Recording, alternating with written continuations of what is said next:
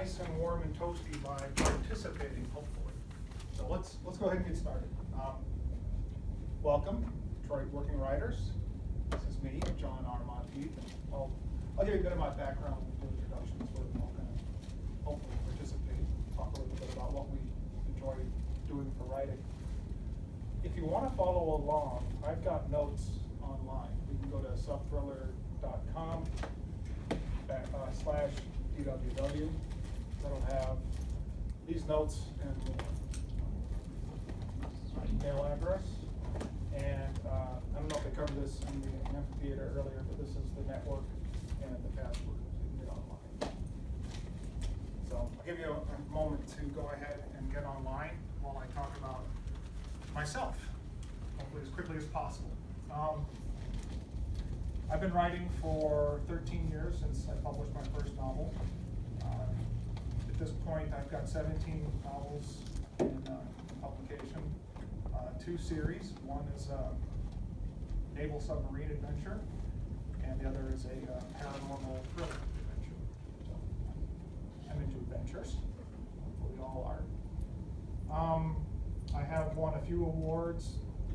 The biggest one is being a finalist in the Clyde Cussler Society Adventure Writers Competition, which if you've heard of it, great. If not, great. You know, awards are just nice things to lend credibility. And actually, I got some good networking out of it. And some good people that I use in my writing circles today. Who's your publisher? Me. Okay. I am self-published on Amazon. Exclusive on Amazon, by the way. If there's time at the end, we can talk some marketing and why I go exclusive. But the longer the series, and if it's in the right genre, such as adventures, you do better off sometimes. I'd say in general, you do better when you have you're exclusive to Amazon, and then Kindle Unlimited readers can just borrow your books and you get paid for that. I did the math, excruciating math, and it was better for me to go exclusive with them. So, I think that's all I want to say about myself, because we're not here to talk about me, we're here to talk about adventures. Before I do, let's get to know each other just a little bit in the audience. And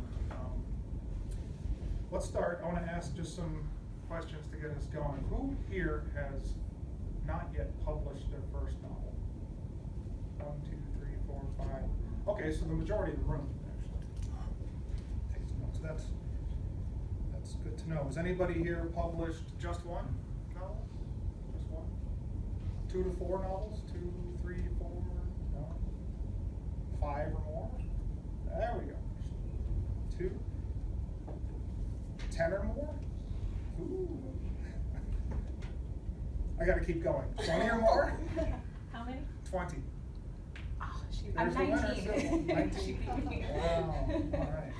So you I'm experts. 45. When Oh it comes my time to God. volunteer, I'm looking for you two to chime in. 40. 40? 45. Ooh, off the charts. Congratulations. I have no luck. Yes, you do. I don't sleep. Has anybody else published another work, like short stories, screenplays? Here we go. Okay, so more than half of us have published. Okay, all right, it's a good mix.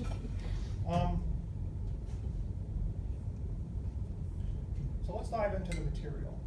I called this workshop Writing Adventure Fiction. So that begs the question, what is an adventure? We all know what writing is, we all know what fiction is. So let's start with, well, we're done with introductions. So let's define adventure. And of course, I've done this ahead of time because I'm running the workshop. Shame on me if I didn't do that. But let's hear some thoughts, because I don't think it's that obvious. So I'm going to start with Sybil, because you've written 45 books. What do you think is an adventure?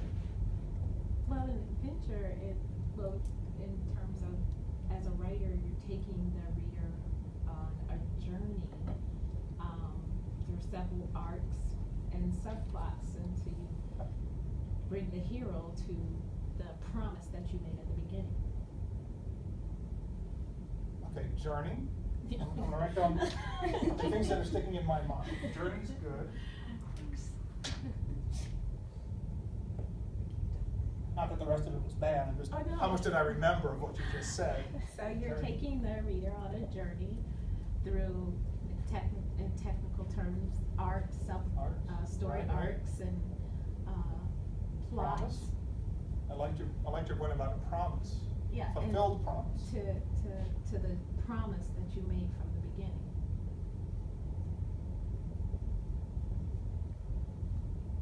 Go a little bit into the promise. What is a promise? in Well, this? kind of at the beginning of the story, you are promising the reader that this is going to happen.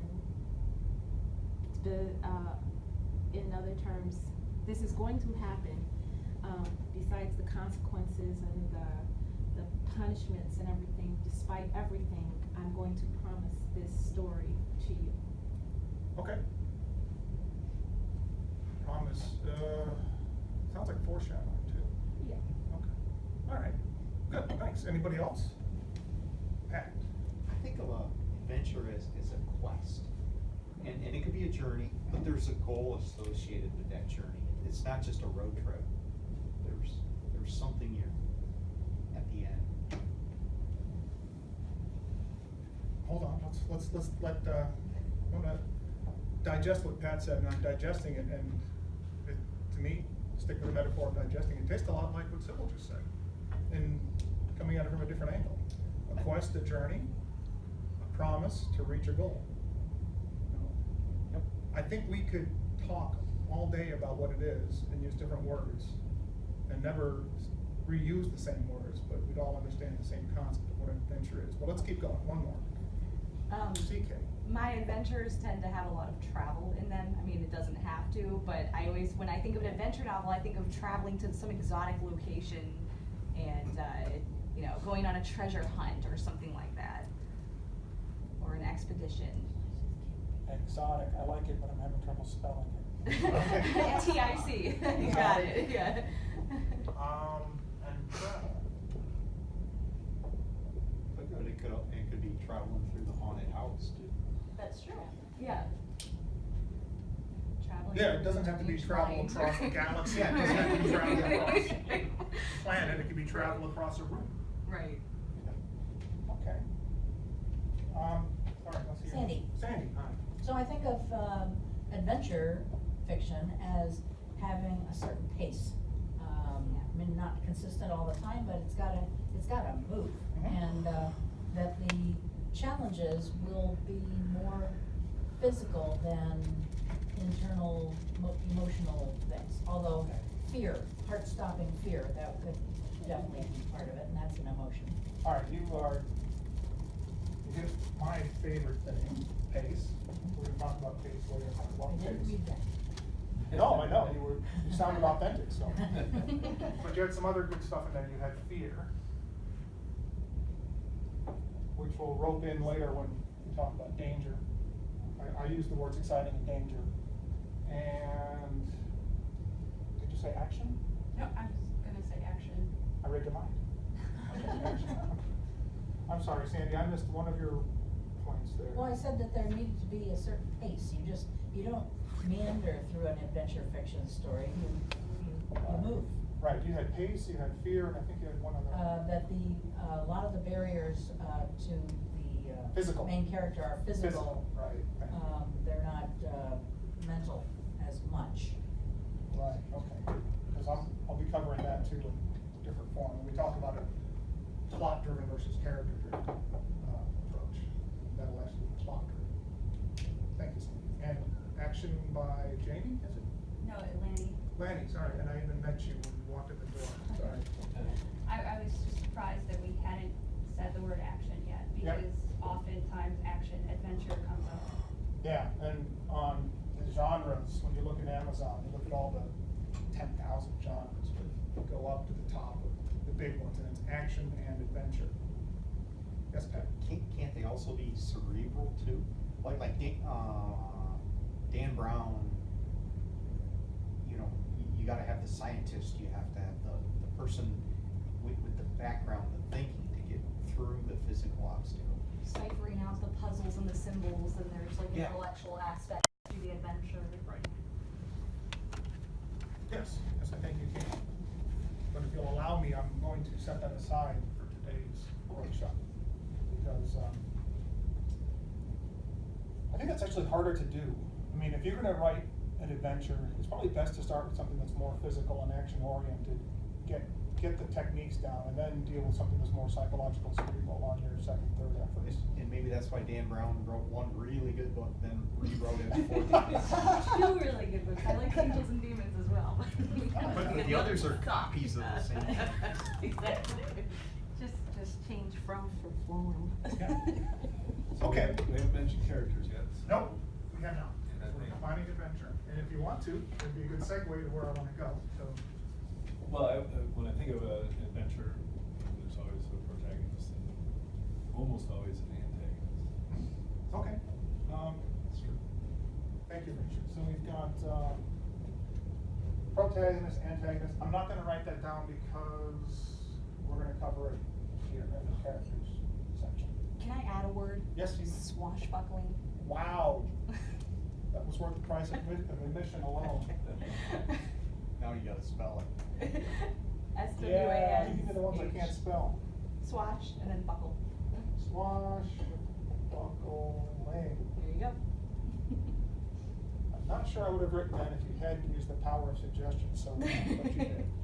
All right, so I think we've done a good job of finding adventure. The words I want to focus on, which, if it doesn't make sense to you, speak up, but I think this covers most of it, is you're taking someone, which covers our journey, our quest, our travel.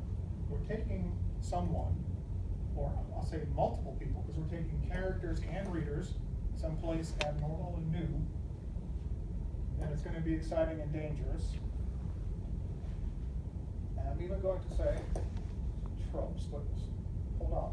Let me get us to tropes.